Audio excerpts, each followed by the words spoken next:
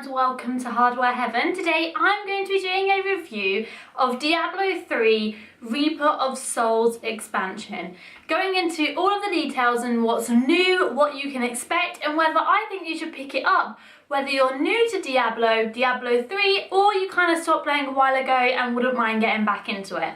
So let's get started.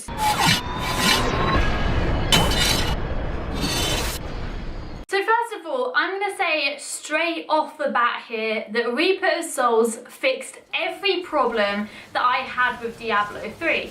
When it first came out, I probably invested about 40 hours into the game. I had a level 58 wizard, but after that point I'd completed the main storyline, all 4 of the acts at the time, and I didn't feel like the game was rewarding enough for me to carry on playing it. I didn't see the point in continuing to do the game in harder difficulties. The fact that you could just buy the gear off the auction house was a real problem for me, especially due to the fact there was a real money auction house and people were making money off it and things like that. I didn't really like. And we all know when Diablo 3 first came out, there were a huge number of server issues. So, as you can expect, I was extremely impressed to be able to play as soon as these servers went live. I wasn't disconnected once, there was no issues with my Battle.net account, there was no lag, latency or anything like that, and I was very, very impressed. The Blizzard servers completely stayed up the entire time, and I haven't noticed a maintenance or a downtime at all since the game has released, which is a massive thumbs up from me considering how bad the Diablo 3 launch was. Now let's talk about the changes from Diablo 3 to Reaper of Souls. So we've got a whole different act now. There is Act 5, which I absolutely love. I think it's got a great storyline. It continues great from where it left off. It doesn't feel disjointed or weird in any way. It kind of wraps up nicely, and it definitely leaves some cliffhangers and ideas for future expansions, which is very exciting. I very much enjoyed playing it. I actually rolled a Crusader, which I'll get onto is the new class in Reaper of Souls. It's a very paladin-like class, a lot of holy and lightning spells, and you can have a one-handed or two-handed weapon and a shield. So that's very nice. You kind of cast a lot of magical and holy attacks, but you're very defensive as well, and you've got a shield in there to protect you. So you're not so much a glass cannon, you're like a metal cannon, which I absolutely love. I very much enjoyed it. It actually took me 18 hours to get to level 70.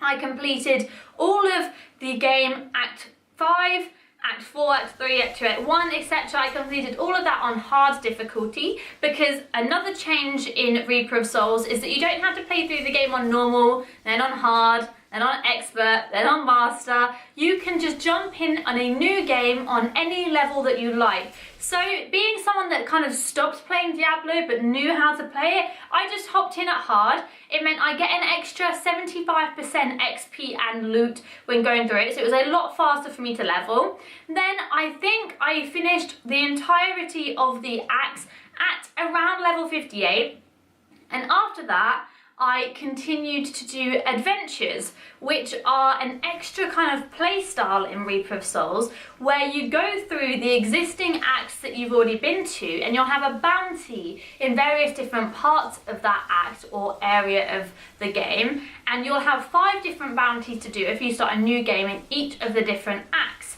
And once you've completed the 5 bounties, you'll be able to open a Nephilim Rift, which is essentially where you go into this instanced area with either yourself or your party members, and you have to kill a certain number of mobs to fill up the bar, and once that bar is filled, you'll be able to spawn in the Nephilim Guardian, the Rift Guardian, and they will be able to be battled, and you defeat them and they will give extra loot, and you'll get XP and gold essentially for finishing the Nephilim Rift. And once you've completed the 5 bounties in an act, you get a bonus chest full of loot and gems and stuff like that that will be extremely useful to you. So it's made it more fun. Like when you finish the act, that's not it. You're not just left with having to gain Paragon levels by completing the acts on harder difficulties, you're able to do these bounties, which are extremely fun. They could be anything from going and saving children, to killing a specific boss, to killing all the enemies in a certain area. They vary up different times, and every time you start a new game, you'll be guaranteed to have different bounties in certain areas, and you can just work your way through them until you've completed them all, leave the game, remake a game, and do them all over again. So you've got a very much higher replayability now, and you also earn these things called blood shards. And blood shards, you get them when you complete the Nephilim Rifts and your various bounties in different acts, and you can spend those shards on buying items from a special blood shard vendor, which will give you an item of your level, and you have a chance to get a legendary as well. So you could be lucky and get a legendary just by completing your bounties and things like that and spending these shards, which will drastically improve your gear. I love the fact that there is no auction house anymore. You honestly have to earn your gear. You have to play the game and get it, and that's how it should have been from the beginning. I absolutely love it now. The smart loot system that they have now implemented in Reaper of Souls is amazing. You only get loot that you can use. It may be of a kind of variety of level, so you might get something that's a little bit higher than your level, but most of the time it's on your level and you're able to use it. And obviously it is in various kind of values, so some loot will be good for you and some loot will be not so great because you've already got a piece that is better, but you're guaranteed to be able to use everything, and I absolutely love it. It makes gearing up so much better, and the RNG just seems a little bit more balanced now, and it's not so completely random where you'll be getting random class loot for your character and you just can't use it and you're having to vendor everything away. Overall, the changes that Blizzard made for this are amazing. They've really polished up and fixed the game, and it's extremely enjoyable. I wasn't miffed by the fact that I was going to be playing through all the content again on a Crusader, because it was so much fun learning this new class and experiencing it all again with this new loot system, and just the way you can drop in and drop out of parties if you just have an open game. You don't even need to talk to anyone if you don't want to, but it just makes it more fun. And being able to use Battle.net to quickly join in with friends and change the difficulty is so much fun as well. Act 5 is definitely something you should experience if you played Diablo 3 but kind of left after a while, and the way you get Paragon levels now and play through all the adventures is extremely fun. I'll definitely be logging in at least once a day for the foreseeable future to play it. There's a WildStar beta weekend, and I'm considering whether I should just play Diablo 3 because I'm enjoying it that much. I clocked in, like I said, about 18 hours over the past 2 days, and I'm absolutely loving it. And even though I'm now level 70 on my Crusader, I still feel like there's a lot I can do. There's a lot of bounties. I still want to get onto the Torment levels, which, if you didn't know, after you get to Master, there's Torment levels 1 to 6, and this is like ridiculously hard.